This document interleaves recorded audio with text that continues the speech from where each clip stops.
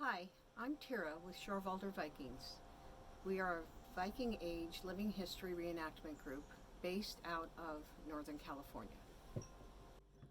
This is the first in a series of videos that I will be doing regarding the production of fabric during the Viking Age.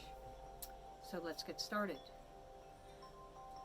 Fabric in the Viking Age was mostly wool, so people had to keep sheep. The other two fibers that were used during the Viking Age were either linen or nettles. Nettles which could be collected and processed, or linen that had to be grown. But we are going to focus on wool production at this point. The sheep during the Viking Age were much different than what we see today. Most of the sheep that we see are fluffy and they've got all this curly wool that looks basically like this, and that's what we expect to see, is that fluffy curly wool. Viking Age sheep were different than what we see today as far as sheep go. They were horned, they had a long hair outer coat and a soft inner coat. The Swedish, the Danish, the Icelandic, and the Norwegian sheep, all tracing back to the Viking Age, look very much the same. They are called landrace because they have evolved without human intervention over the centuries to become what we see today.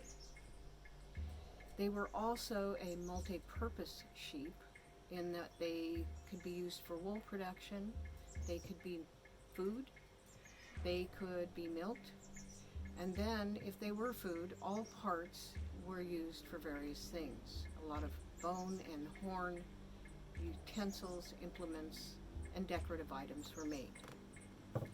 Now the difference, as I said, is that they have a long hair outer coat that when the wool is combed looks like hair. Then they also have a nice soft inner coat that is used for clothing as well.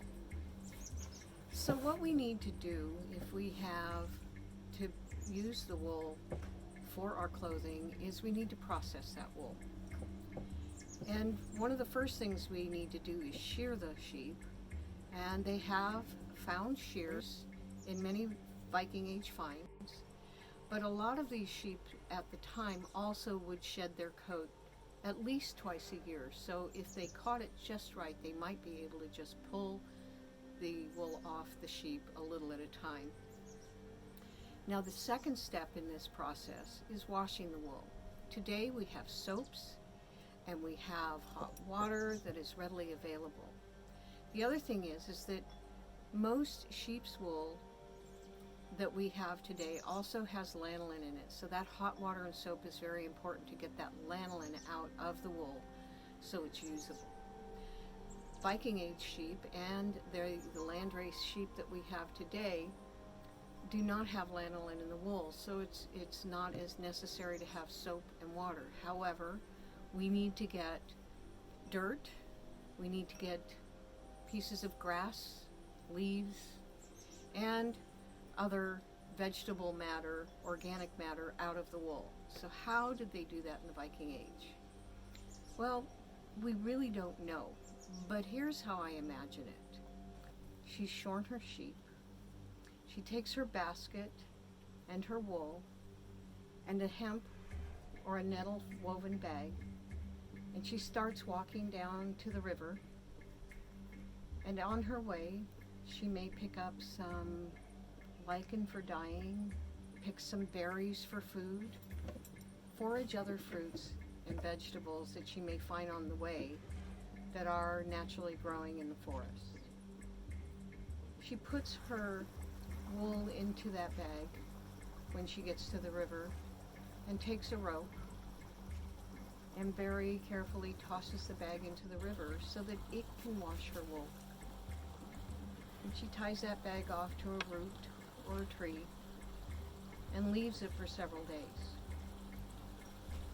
And when she comes back, she will find her wool has had water running through it for several days. A lot of the dirt and organic bits are pretty much washed out of it.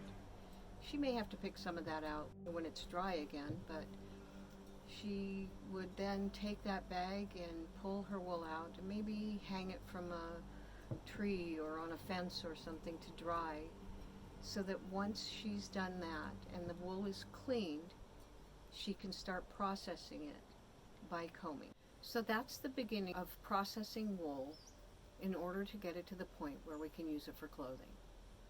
My second video will talk about Viking Age tools for fabric production and what the next steps are in processing that fiber.